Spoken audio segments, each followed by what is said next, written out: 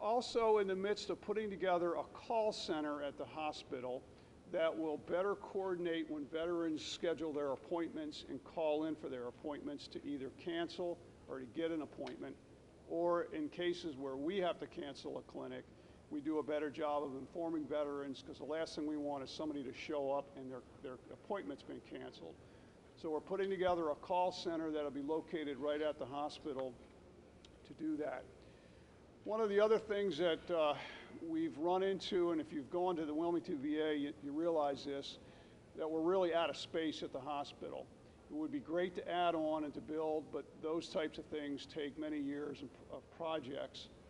We got approval this year to open an annex site, and what we're going to do is take about 70 to 80 of our administrative staff that don't have daily contact with veterans, take them off the campus and relocate them in a nearby, basically an office setting, allow them to do their work there.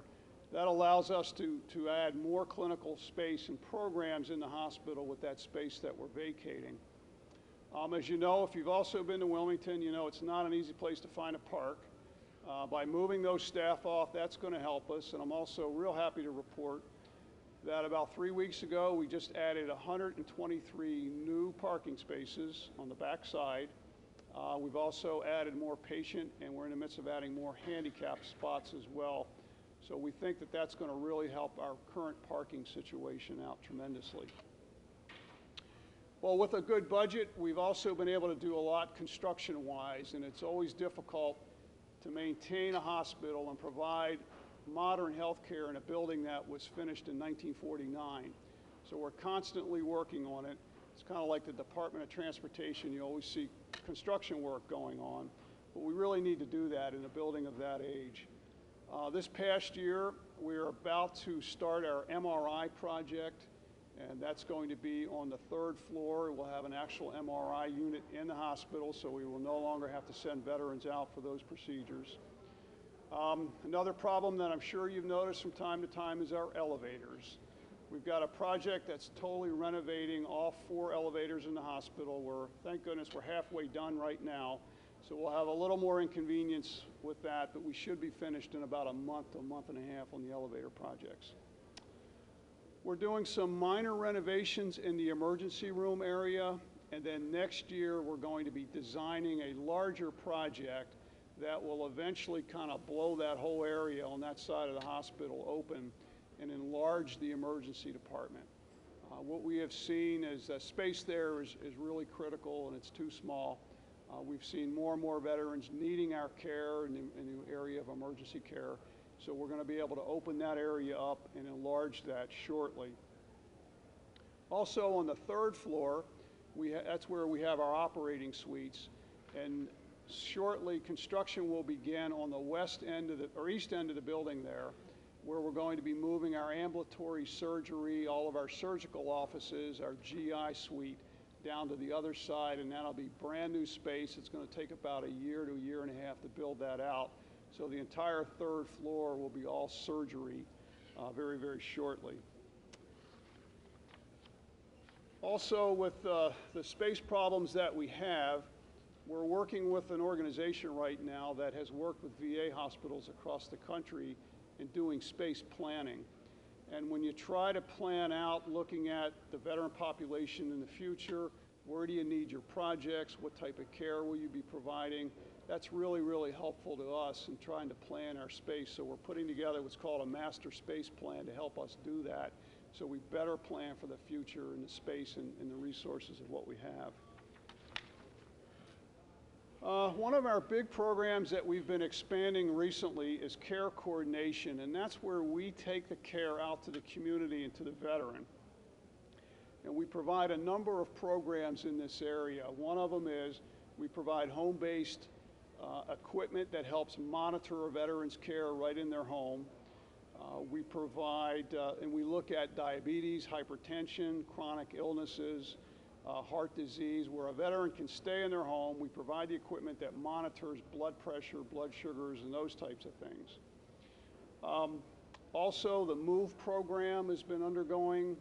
That's where we're trying to get veterans to exercise more, to become more aware of weight issues, the problems with the obesity that we're all facing in the country, or the country's facing as a whole, and that's now a really enhanced program at our facility. Also, the My Healthy Vet, we're trying to encourage veterans to be able to enroll in My Healthy Vet, so you can log on the internet, log into the VA site, access your prescription refills, your patient information, your record, yourself. And again, we're trying to, if you stop into the hospital or any of the CBOCs, they'll provide you information on that program.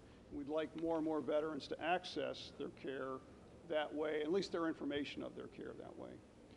One of the things that we're really proud about at Wilmington is what veterans tell us about the care.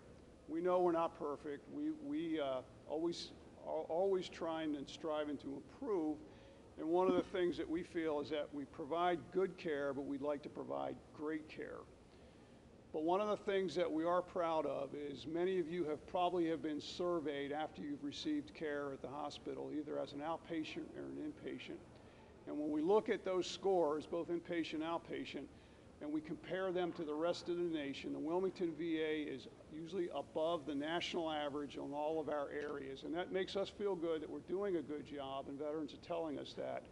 You also have a chance in those areas to tell us where we're not doing a good job, and those are the things that we work on to try to change. But I'm really proud of that our staff does a good job, and we continue working on that because we want to provide not only good care, but great care, as I mentioned. We've also received a lot of positive press recently. Of course, the community-based outpatient clinics opening here in the center and lower part of Delaware. Recently, we had some positive press on our Women's Veterans Program.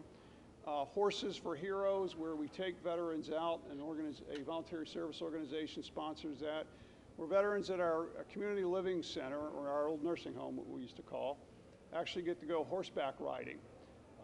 And if you've ever seen a veteran on a horse who can't even walk, but the therapeutic value of what they receive out of that is just terrific.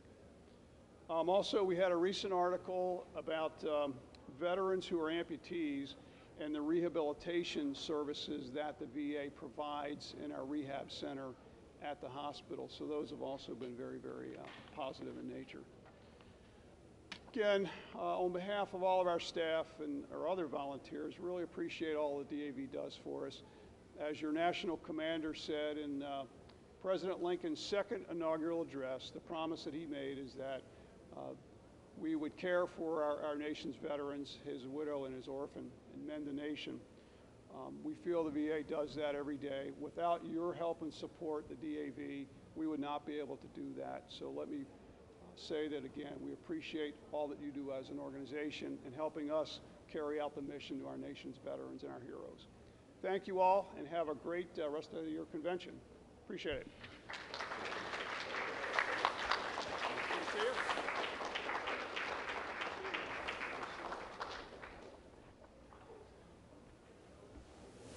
Okay, we'll have about a 10-minute recess for everybody to reconvene in their business areas.